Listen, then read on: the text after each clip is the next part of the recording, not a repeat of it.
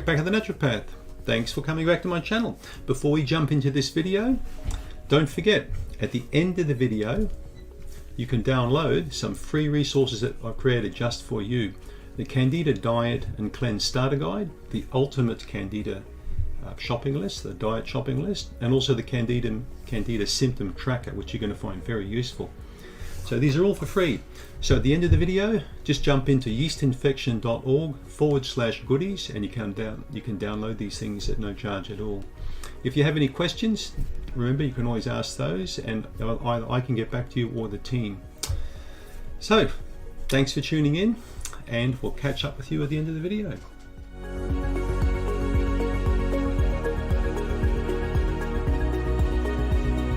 Bakker Naturopath, thanks for coming back. Let's talk about foods that make you go to the toilet, that make you poop, okay? Foods that help regulate bowel motions.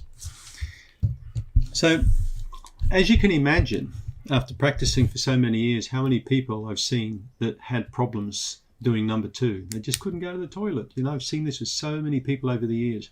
I've helped a tremendous amount of people having a bowel motion. That's a great thing to do. It really is.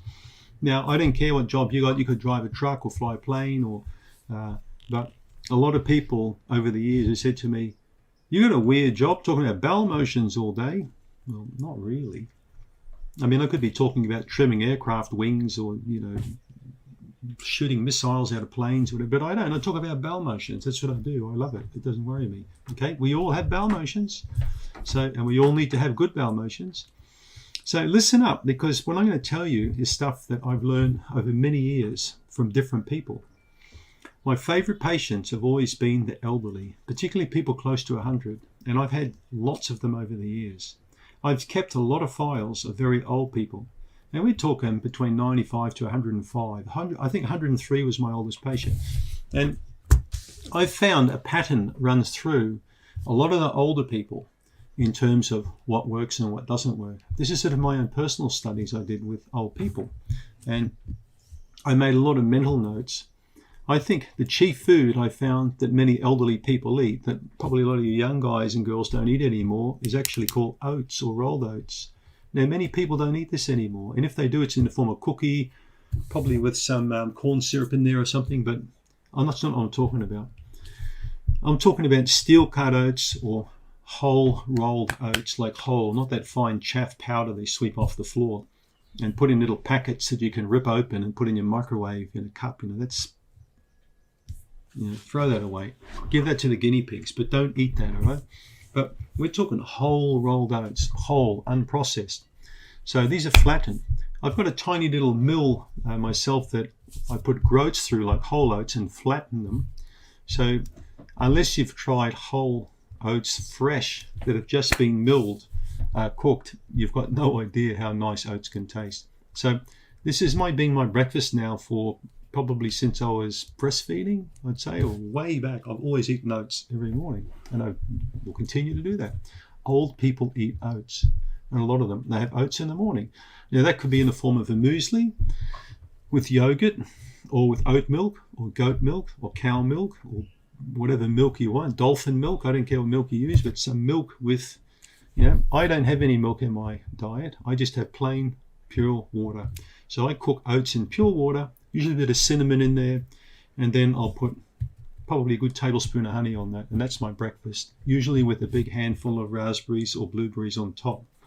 So when you eat like that every day, you don't have a problem with pooping. You're pooping every day. In fact, you're pooping 2-3 times a day, because then at lunch, I'll have a salad or vegetables or a soup, and I'll repeat the same thing at night. And so pooping for me, it's as easy as ABC, and it should be for you too. So oats is a good one. I'll tell you another one. Try and get into the habit of every single day for the rest of your life, every day, 7 days a week, to eat at least one piece of fruit. Every single day. Now, when I say a piece of fruit, we're talking maybe a small kiwi fruit. We're talking maybe a small banana. We're talking maybe, you know, an apple or a pear. Pears or apples are some of the best foods you can eat for the gut. So just cut that apple or pear up into pieces and eat it with peel and everything. I eat the core, the seeds, the whole lot. The only thing I throw away is a stalk. So I've always encouraged people to eat the core. Oh my God, it's got cyanide in it. You're telling them to eat seeds, they'll die. Someone's saying as they're drinking their Coca-Cola or with a cigarette with their cell phone in their hand, go away. I get tired of these people who tell me all this, creates holes in your intestines and nitrates kill you and gluten makes you, homosexual and all this stuff. I'm so sick of, to my back teeth, of all this stuff I'm reading online. All these people come up with these weird theories on what you should and shouldn't be doing. It's up to you to decide what you want to eat. Rolled oats, okay, may contain gluten because it's packed on the same machine. Oh, I can't eat oats. I'll wake up weird. I'll have 3 years when I wake up or something. Oh. People go all weird when they think there's gluten in something, And then next thing they think, oh, I better go and get my chicken nuggets. I'm hungry. So there's a lot of weird stuff going on out there. Huh? Rolled oats, fruit. Fruit's one of the best. Fruit makes you toot. Yes, it does. You will fart if you eat like several pieces of fruit a day.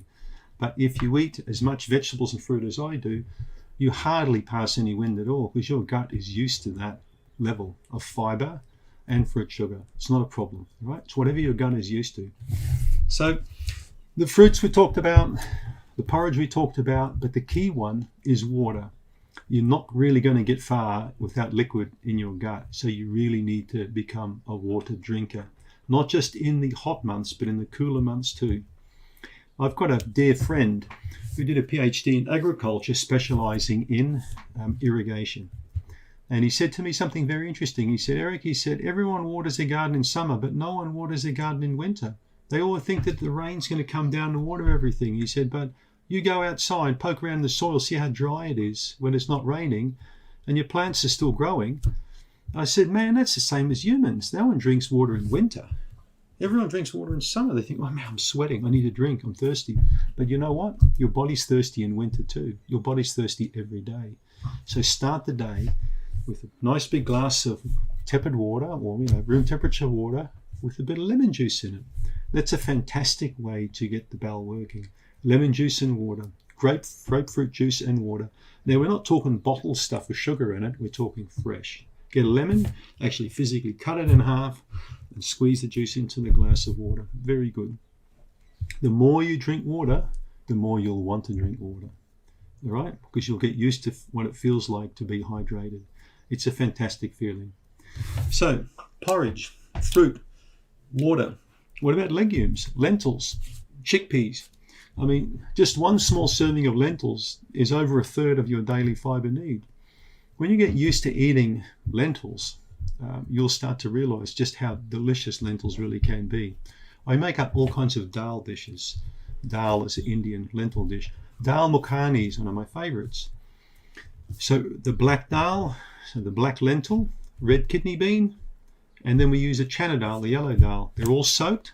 I soak them usually for about 36 hours. Chuck out the water once or twice, and then I simmer them for about a good hour. And I cook it with tomatoes and different spices, and it's a fantastic meal. You would swear it tastes like a beef casserole, but it's not. It's actually a vegan dish. This is how you're not going to get constipation, right? So there are so many foods I could talk about. Lentils, seeds, nuts. Chewing is the big thing. Don't eat too much, and when you do eat, chew the hell out of it and drink water, and you'll find you're not going to have a pooping problem. The key thing to look at also with constipation is the personality. What type of person are you? Because your nervous system has a very big effect on the gut as well. So if you're a highly stressed person, if you worry all the time, constantly worried, constantly stressed, that usually means that drinking water is few and far between. You're going to grab whatever food you can get because you're more worried about problems than actually about eating. And then you go to the doctor because you're all backed up. So you see what I mean? It's not just the food. It's also the person. You have to think about that. All right? Thanks for tuning in. Greetings, it's Eric Bakker again, the naturopath. I hope you enjoyed that video. Remember, go to yeastinfection.org/goodies if you want to download my free resources I've created just for people like you. These are things I used in the clinic for patients, and you'll find them very useful. It's the free Candida diet, the cleanse, so it's a good introduction on how to set your program together. There's the ultimate Candida diet shopping list, and there's also the Candida symptom tracker. yeastinfection.org/goodies. Thanks for tuning in and subscribe. Thank you.